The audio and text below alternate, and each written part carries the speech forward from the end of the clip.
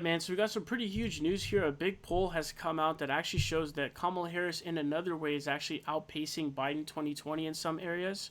So I did do a video about how Kamala Harris, I did this yesterday. Check this out. Kamala Harris is actually outpacing Joe Biden in the state of Georgia from 2020. It's currently the only state where she's actually polling better in terms of margins than Biden did back in 2020. So that was a really big deal, and another reason why I think Georgia's on lock, obviously. I think the kind of benchmark is to reach those 2020 Biden numbers.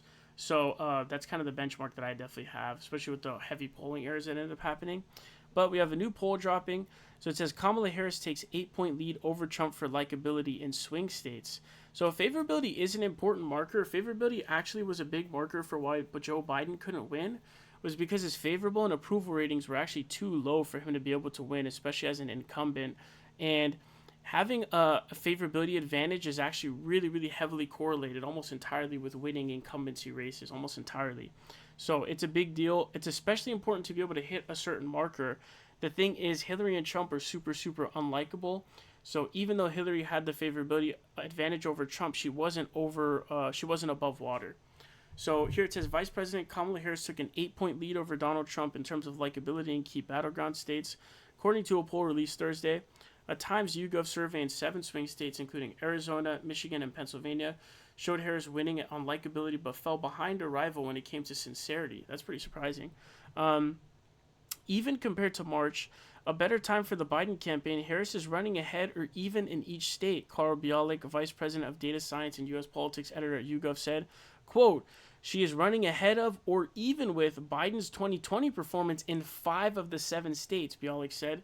In 2020, Biden won 6 of them and the election. If the leads in these states hold up and the remaining states vote the same way they did in 2020, then Kamala Harris would win the Electoral College by a vote by 276 to 262, he added. Bialik's prediction came after historian Alan Lichtman, known for accurately predicting the outcomes of presidential races over the past 40 years, said Harris would win in November. So this is really huge. So her favorabilities are actually a strong point at this point. So there's been a really, really big surge for her in the favorability numbers.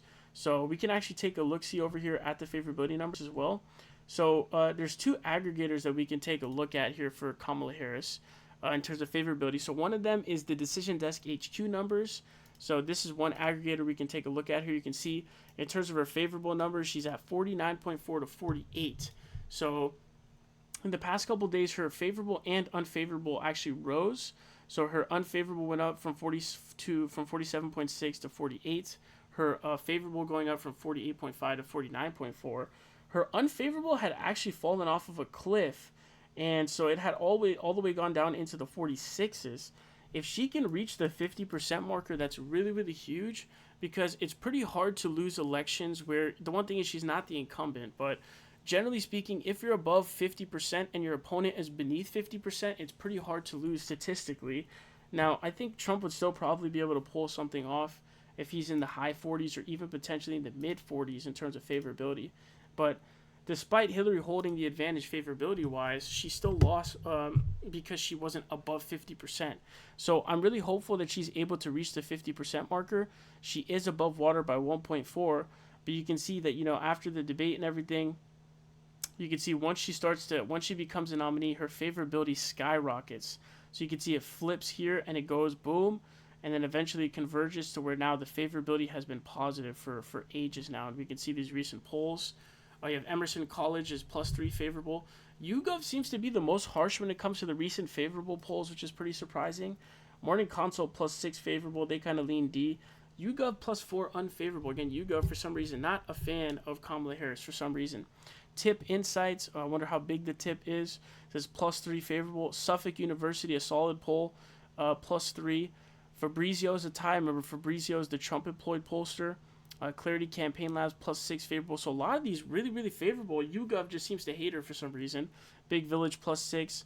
Qantas +1. Again, another right-wing pollster. YouGov, again, +1 unfavorable. I don't know what YouGov has against Kamala Harris. Very bizarre. +3 ties.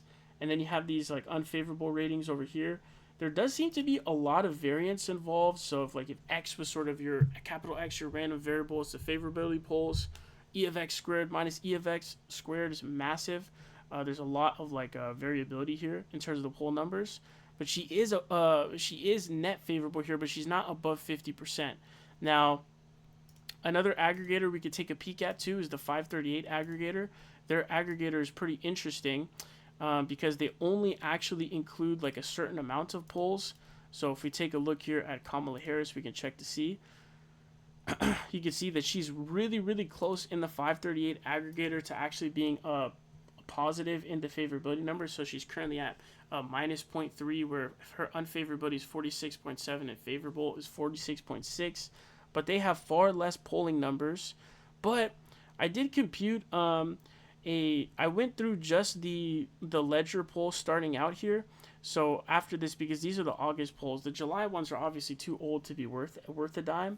So what I did was I just computed like a unweighted average where I just added up all the margins to see what Kamala Harris's margin was, and she was actually above by 1.3.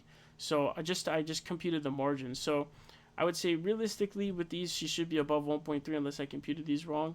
But I mean, just generally, if you look here at these poll numbers, there's obviously no reason why she should be underwater. But if you look at just the ledger polls, so I think in reality she's above water.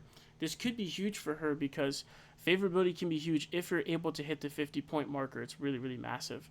And then your swing state favorability numbers are absolutely huge, which is even more important. That's what's so big about this. So this article tells us that her swing state favorability numbers in a bunch of these states are actually better than Biden in 2020. So it says the latest poll of 6,500 voters was carried out between August 23rd and September 3rd. In the critical states of Arizona, Georgia, Michigan, Nevada, North Carolina, Pennsylvania, and Wisconsin, 43% of voters said they liked Harris a lot or somewhat compared to 35% for Trump. So at the other end of the spectrum, 41% disliked Harris a lot or somewhat compared to 53% for Trump. So that's crazy. So he's down almost 20% and he has over 50% unfavorable.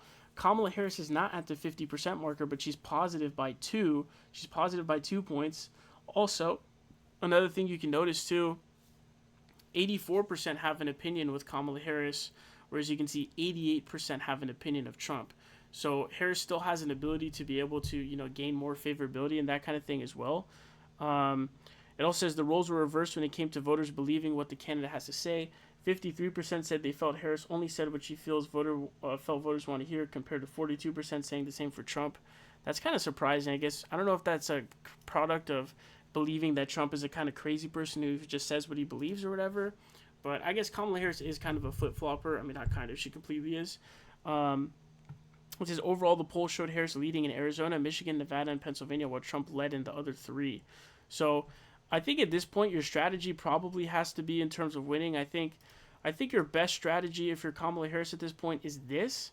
I think what you want to do is, well, we know the requirement for Kamala Harris to be able to emerge victorious.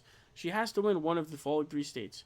She has to win one of Georgia, Pennsylvania, or North Carolina. She needs to win one of the 3. If she can't win one of those 3, she's going to lose. So my personal belief is if you're going to win one of those 3, you kind of want to shift your focus to the other states. It's kind of hard to do because you don't know what's going to happen in advance. But based on the polling numbers, she's actually leading Trump already in Georgia in the aggregate, and she's outperforming Biden from 2020. So Georgia looking really, really good. So if you're able to emerge victorious in Georgia, you've sufficiently met that requirement. You should shift your focuses to other easier states like Arizona, Nevada, and Michigan. Michigan is definitely more likely to go blue than the other 2 states. And AZ is also, I would say, pretty close to being a lock to go blue. There's so much stuff going on in Arizona with the abortion ballot on the ballot, and you have, Gallego is running against Carrie Lake, and Carrie Lake is on the ballot, and Arizona has a more progressive than average Hispanic population. I think they skew young, etc. And so the polls are also going to underestimate her in Arizona. So you would shift your focus there, because the problem is PA and NC are going to be dog fights. Like, they're going to be straight dog fights. Georgia's looking really good. I don't think it's going to be a dog fight. Same thing with AZ. I don't think it's going to be one. Michigan is not going to be a dog fight. It's going to be a fight. Wisconsin is going to be tough too. So I think this is actually the best strategy for her to be able to go through, because if you go the other route of trying to get the other harder states, it just makes it more difficult for you. Kamala Harris is seeing a little bit of a contraction in some of the states, or nationally, she's seeing a bit of a contraction. She's going down by a few points, 1 or 2 points nationally.